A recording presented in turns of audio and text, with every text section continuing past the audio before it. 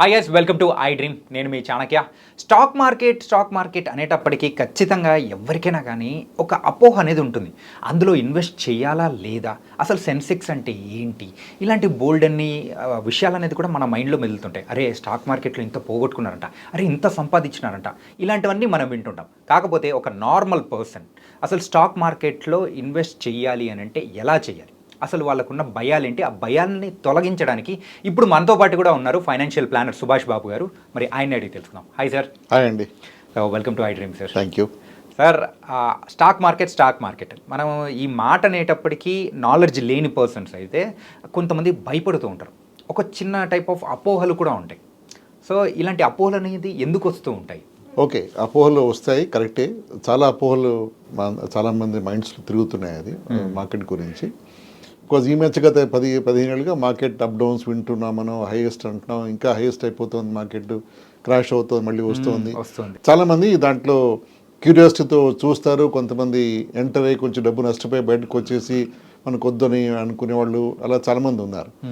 కానీ stock market అసలు నిజంగా ఇన్వెస్ట్ చేయాలా చేయకూడదా? స్టాక్ మార్కెట్ అనేది ఇంకొక అది స్పెక్యులేటివ్ అప్రోచా? స్పెక్యులేషన్ అంటే మనం హార్స్ రేసెస్ లేకపోతే లాటరీలు అలాంటి అప్రోచా? వేర్ యూ స్పెండ్ మనీ, డబ్బు వస్తే లాటరీ లాగా లక్కీ, రాకపోతే you feel sad and go away, అలా చూడాలా స్టాక్ మార్కెట్ని అనేది మనం డిస్కస్ చేస్తే అసలు స్టాక్ మార్కెట్ అవసరం చాలా ఉంది మనకి. ఎందుకంటే ఇప్పుడు ఇన్ఫ్లేషన్ ఇందాక మనం మాట్లాడుకున్నట్టు దాదాపు 7-8% ఇన్ఫ్లేషన్ మన రోజుల్లో బతుకుతున్నాం మనం. అంటే మన ఖర్చులు దాదాపు 7-8% ఎవ్రీ ఇయర్ పెరిగిపోతున్నాయి. మన డబ్బు కానీ ఆ రేట్లో పెరగకపోతే మన ఉన్న పాకెట్లో డబ్బు వాల్యూ తగ్గిపోతుండే ఓవర్ టైం. 10 ఏళ్ళలో మనం ఉన్న చేతిలో డబ్బులు పాకెట్లో ఉన్న డబ్బు అంతా వాల్యూ పోతుంది. మనం ఏం చేయలేము డబ్బుతో. So therefore my investment should be more than 8% return bearing. Okay, ఈ సిచ్యువేషన్లో ఎక్కడ పెట్టాలి అనేది ఆలోచిస్తే బ్యాంకులో పెట్టచ్చు, ఎఫ్డీలు తెచ్చుకోవచ్చు, 6-7% రిటర్న్ వస్తుంది అక్కడ. అది కూడా ఇన్ఫ్లేషన్ బీట్ చేయలేము. గోల్డ్, అది కూడా ఇన్ఫ్లేషన్ ఎక్కువ బీట్ చేయలేదు. 7-8%. కరెక్ట్, అది కూడా 7-8%. పైగా గోల్డ్ని చాలామంది మనం ఇన్వెస్ట్మెంట్గా చూడం. అది ఆభరణం కదా ఇంట్లో పెట్టుకుంటాం, ఆడవాళ్ళు పెట్టుకుంటారు, దాన్ని లాకర్ పెట్టుకుంటాం. అదర్వైజ్ దాన్ని అమ్మేసి మనం ఖర్చులు ఇల్లు నడిచే పరిస్థితి చాలామంది ఉండరు. హోప్ఫుల్లీ ఉండకూడదు కూడా అలా. సో నెక్స్ట్ ఇంకెక్కడ వస్తుంది, రియల్ ఎస్టేట్ పెట్టాలి. రియల్ ఎస్టేట్ దానికి ఉన్న సాధక బాధక దానికి ఉన్నాయి. గ్రోత్ వింటాం, అది కనపడదు గ్రోత్. అది కూడా అంటే 1 కోటి రూపాయలు పెట్టాము, 4 కోట్లు అయిపోయింది అంటారు. అమ్మడానికి వెళ్తే అది 1.5 కోటి రాదు, టైంకి రాదు. లిక్విడిటీ ఇష్యూస్ దాంట్లో ఉన్నాయి. అంటే ఎప్పుడు డబ్బు కావాలో అప్పుడు రియల్ ఎస్టేట్ డబ్బు రాదు మనకి. ఎప్పుడు డిలేస్ ఉంటాయి. అది దాంట్లో ఈ వైట్ బ్లాక్ అని హెడేక్స్ అని కూడా ఉంటాయి. కాబట్టి అది కూడా మనని సాటిస్ఫై చేయలేదు ఇన్వెస్ట్మెంట్ జర్నీలో. సో ఇప్పుడు ఫైనల్గా ఎక్కడ ఇన్వెస్ట్ చేయాలంటే స్టాక్ మార్కెటే. స్టాక్ మార్కెట్లో అపోహలు చాలా నిజమే యాక్చువల్గా. అది స్టాక్ మార్కెట్ అనేది ఒక రన్నింగ్ ట్రైన్ ఎక్కుతున్నట్టే. మనకి ఎక్స్పీరియన్స్ అయిపోతే పడిపోతుంది దాంట్లో మనం. సో దాంట్లో ఇన్వెస్ట్ చేసే పద్ధతి ఉంది దాంట్లో. అంటే చాలామంది చిన్నవాళ్ళు 25-30 year old వాళ్ళు కొత్తగా ఉద్యోగం చేరిన తర్వాత ఈ చాలా యాప్స్ ఉన్నాయి ఈ రోజుల్లో మనకి. టెంప్టింగ్గా మనకి అడ్వర్టైజ్మెంట్ చాలా వస్తాయి. మనకి పేర్లు అనవసరం కానీ చాలా ఇంట్రెస్టింగ్ యాప్స్ చాలా ఉన్నాయి, ఇన్వెస్ట్మెంట్ యాప్స్ చాలా ఉన్నాయి. దాంట్లో పెట్టడం, వాళ్ళు దాంట్లో ఎక్కడ ఇన్వెస్ట్ చేయడం వాళ్ళకి తెలియదు. వాళ్ళకి ఎక్కడ పెడతారు, ఒకసారి వస్తుంది ఒకసారి పోతుంది. సో దాంతో నష్టపోయే వాళ్ళు, కన్ఫ్యూజ్ అయ్యే వాళ్ళు అలా ఉద్యోగం చేసుకుంటూ ముందుకు వెళ్తూ ఉంటారు. స్టాక్ మార్కెట్లో ఇన్వెస్ట్ చేయాలి అంటే దానికి ఒక పద్ధతి ఉంది. దానికి ఆ పద్ధతి కానీ బేసిక్ గైడ్లైన్స్ కానీ మనం ఫాలో ఇన్వెస్ట్ చేసుకుంటూ వెళ్తే మన స్టాక్ డబ్బు చేసుకోవచ్చు. ఓకే, అది ఇంపార్టెంట్. అది కానీ స్టాక్ మార్కెట్ అవాయిడ్ చేయకూడదు, అవాయిడ్ చేయలేము కూడా. ఇందాక చెప్పినట్టు మన రిటర్న్, ఇన్వెస్ట్మెంట్ రిటర్న్ అబౌట్ 10, 12, 14, 15% ఉండాలి అంటే మనం స్టాక్ మార్కెట్ చుట్టూ ఇన్వెస్ట్ చేయాలి, అక్కడే ఉండాలి మనం. అది తప్పదు మనకి. అది సో అదే దాని ట్రిక్స్ నేర్చుకోవాలి అంటే దాని పద్ధతులు దానికి. ఇంకొక అప్రోచ్ ఏంటంటే మ్యూచువల్ ఫండ్స్ ఇన్వెస్ట్ చేస్తే మనం డైరెక్ట్గా మన కంపెనీ స్టడీ చేయలేకుండా మన ఎక్స్పర్ట్స్ని ట్రస్ట్ చేస్తాం డబ్బుతో. మనం దాదాపు 70 లక్షల కోట్లు ఇండియాలో మనం మ్యూచువల్ ఫండ్స్ ఉన్నాయి. అవి వాళ్ళు ఇన్వెస్ట్ చేస్తారు, మన తరఫు ఇన్వెస్ట్ చేస్తారు, రిటర్న్స్ కూడా తెస్తారు, బాగానే ఉందంట అది. So that's a best way to ride on somebody else's knowledge in your investment journey. India దాదాపు 140-150 కోట్ల జనాభాలో less than 4%, 5 people are invested in stock markets. ఇది ఇంకా ఎడ్యుకేటెడ్ కంట్రీస్, వెస్టర్న్ కంట్రీస్లో ఇదే రేషియో దాదాపు 50, 60, 70% ఆఫ్ ది పాపులేషన్ అక్కడ ఈ మార్కెట్స్ ఇన్వెస్ట్ చేసి వాళ్ళు లైఫ్ లీడ్ చేస్తారు. సో అవేర్నెస్ ఎక్కువ, మార్కెట్స్లో మెచ్యూరిటీ ఎక్కువ, మన ఇండియాలో ఇంకా అవేర్నెస్ తక్కువ మనది ఇంకాను.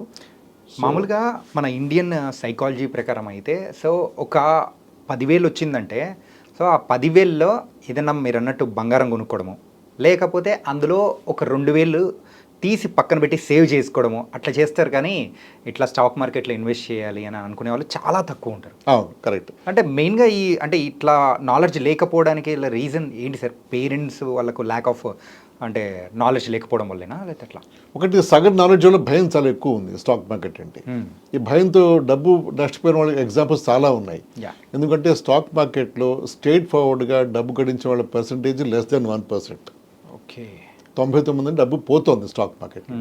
సో అంటే స్టాక్ మార్కెట్ అంటే ఎప్పుడు ఏదో స్టాక్ కొనేసి అమ్మేయడం అనేది బేసిక్గా స్టాక్ మార్కెట్లో జరిగే యాక్టివిటీ. అది అసలు ఏ స్టాక్ కొనాలి, ఎప్పుడు అమ్మాలి అది తెలియకపోతే డబ్బు నష్టపోవడం అన్నది కామన్గా వచ్చే రిజల్టే అది. ఓకే, సో కంపెనీ స్టడీ చేయాలి, దాని బ్యాలెన్స్ షీట్స్, దాని బ్యాక్గ్రౌండ్, వాళ్ళ కాంపిటీషన్, వాళ్ళ టెక్నాలజీ ఎలా ఉంది అన్నీ స్టడీ చేసి ఇన్వెస్ట్ చేయాలి. ఇంత నాలెడ్జ్ టైం ఎవరి దగ్గర ఉండదు. ఓకే, సో వాళ్ళు ఏదో నాలెడ్జ్ ఇక్కడక్కడ ఆఫీస్లో వింటారు, ఈ స్టాక్ బాగుంది ఆ స్టాక్ బాగుంది వింటారు, కొనేస్తారు. అది వాళ్ళకి సూటబుల్గా ఉండొచ్చు, వాళ్ళ ఫ్రెండ్కి ఇతను సూటబుల్గా ఉండకపోవచ్చు. అది 10 ఏళ్ళు వెయిట్ చేయగలడేమో, ఇతను ఏడాదిలో ఇతను డబ్బు కావాలి. సో 10 ఏళ్ళు వెయిట్ చేస్తే ఆ స్టాక్ పెరుగుతుందేమో, 1 ఇయర్లో పెరగకపోవచ్చు. సో అంటే హియర్ సేలో మనం ఎక్కువ ఇన్వెస్ట్ చేయలేం. అంటే మన ఫైనాన్షియల్ జర్నీని ఇంకోళ్ళ థాట్స్ మీద మనం నడపలేం. అంటే person to person different scenarios అనేది ఉంటాయి. కరెక్ట్, కాబట్టి ఆ ఇన్వెస్ట్మెంట్లో కూడా డిఫరెంట్ థింగ్స్ అనేది ఉంటాయి. కరెక్ట్. సో ఈ కాన్సిక్వెన్సెస్ వల్ల స్టాక్ మార్కెట్ చాలా అపోహలు డెవలప్ అయిపోయి పెద్దవాళ్ళు, పాత వాళ్ళు సరే, ఏజ్ ఉన్న వాళ్ళు ఎలాగ పాత రోజుల్లో స్టాక్ మార్కెట్స్ ఇన్వెస్ట్ చేసి డబ్బు గెలిచేవాళ్ళు తక్కువ మన India, excepting western countries, western part of ఇండియాలో అంటే బాంబే, గుజరాత్ లాంటి ప్లేసెస్లో వాళ్ళంతా స్టాక్ మార్కెట్ బాగా ఆరితేరు ఉన్నారు అక్కడ. మన వైపు తక్కువ ఇంకా. సో దాని అపోహలు ఎందుకున్నాయంటే ఇది బేసిస్ దాని అన్నమాట. ఓకే, సో లాసెస్ ఎక్కువ ఉంటాయి, అది కూడా నాలెడ్జ్ లేకుండా అంటే నష్టపోయిన వాళ్ళే ఎక్కువ మంది. Correct, correct. వాళ్ళు ఎందుకు నష్టపోయారు చెప్పరుగా, నష్టపోయామని చెప్తారు వాళ్ళు. వాళ్ళు ఎక్కడ పెట్టామో ఎప్పుడు తీసామో చెప్పరు మనకి. వాళ్ళు నష్టపోయిన కథ వినబట్టి మనకి భయం వేస్తుంది, కాబట్టి దాంట్లో ఇన్వెస్ట్ చేయడం తప్పేమో అని. కానీ సరిగ్గా నేను చెప్పినట్టు మ్యూచువల్ ఫండ్స్ కానీ లేకపోతే మార్కెట్ని థరోగా స్టడీ చేసి, కంపెనీ ఫండమెంటల్ స్టడీ చేసి మనం జాగ్రత్తగా ఇన్వెస్ట్ చేసి లాంగ్ టర్మ్ వ్యూలో ఉంటే, అంటే మనం ఇవాళ పెట్టేసి నాకు నెక్స్ట్ ఇయర్ డబుల్ అయిపోవాలి అనేది మనం కాన్సెప్ట్ కానీ పక్కన పెడితే, అలా ఆలోచించకపోతే లాంగ్ టర్మ్ వ్యూలో ఉంటే మనం డబ్బు చేసుకోవచ్చు స్టాక్ మార్కెట్లో. ఇంకోటి ఏమిటంటే మనం ఈ మధ్య చాలా స్కామ్స్ వింటున్నాం, ఫైనాన్షియల్ స్కామ్స్. 1 కోటి రూపాయలు నష్టపోయారు, 5 కోట్లు నష్టపోయారు అని. ఇప్పుడు అంటే కారణం ఏంటంటే గ్రీడ్. ఓవర్ నైట్ డబుల్ అయిపోవాలి, ట్రిపుల్ అయిపోవాలి. అంటే నార్మల్గా వచ్చే ఇంట్రెస్ట్ 10-12% రిటర్న్ కాకుండా 40%, 50%, 100% రిటర్న్స్ ఆఫర్ చేసేవాళ్ళు మనం కాల్స్ వినడం, వాళ్ళతో డబ్బు పెట్టడం, వాళ్ళు మనకి ఫస్ట్ కొన్ని రోజులు మనం ఎంటర్టైన్ చేయడం, తర్వాత వాళ్ళు క్వైట్గా మాయమైపోతారు వాళ్ళు. ఇలా చాలా స్కామ్స్ జరగడానికి కారణం మన గ్రీడ్, మనకి lack of goal, lack of planning in our life. Sir, ఇప్పుడు మీరు అన్నట్టే కొన్ని స్కామ్స్ అనేది కూడా మనం వింటూ ఉన్నాము. సో ఎవరైనా కానీ ఇన్వెస్ట్ చేయాలి అని అనుకున్న వాళ్ళకు the perfect percentage A company అయితే చెప్తుందో అంటే ఒక నెంబర్, ఎంత నెంబర్ చెప్తే మనము వాళ్ళతో ధైర్యంగా ట్రావెల్ చేయొచ్చు అంటారు? నెంబర్ అంటే అంటే పర్సంటేజ్. అంటే ఇప్పుడు మీరు చెప్పారు మేము మీరు పెట్టే అమౌంట్కి 40% ఇస్తాము, 50% ఇస్తాము అట్లా అని అంటున్నారు కదా. సో పర్ఫెక్ట్గా ఒక పర్సంటేజ్ నెంబర్ చెప్పారనుకో వాళ్ళతో మనం ట్రావెల్ చేయొచ్చు అని అంటే ఏ నెంబర్ అని? అలా ఎవరు ఏ నెంబర్ చెప్పరు. ఓకే, చెప్పకూడదు కూడా, చెప్పలేరు కూడా. ఎందుకంటే రేపు పొద్దున ఈ స్టాక్ ప్రైస్ ఎలా ఉంటుంది, మీ పెట్టి ఇన్వెస్ట్మెంట్ ఎంత రావచ్చు అనేది ఊరికే గెస్టిమేట్ మాత్రమే, అంటే ఊహ మాత్రమే, అది ఎజంప్షన్ మాత్రమే. ఎవరైనా గ్యారంటీ చేయలేరు, ఇన్ఫాక్ట్ గ్యారంటీ చేయకూడదు కూడా సెబీ రూల్స్ ప్రకారం. సో ఎవరైనా గ్యారంటీడ్గా ఇస్తామంటే మనం దాన్ని జాగ్రత్తగా ఆచితూచి ముందుకు వెళ్ళాలి. ఎవరు గ్యారంటీ ఇవ్వలేరు, ఇవ్వకూడదు అన్నమాట ఈ మార్కెట్స్లో. సో మొత్తానికైతే మీరు చెప్పినట్టయితే ఒకటి మాత్రం మేలుకొలుపు, ఎవరైనా కానీ టెంప్టింగ్ ఆఫర్ 50-60 ఇస్తాను, లేకపోతే ఒక 20 ఇస్తానా కానీ లేదు, వాళ్ళ సైడ్ మాత్రం వెళ్ళకూడదు అని మాత్రం అర్థమైంది. Correct. So thank you so much sir.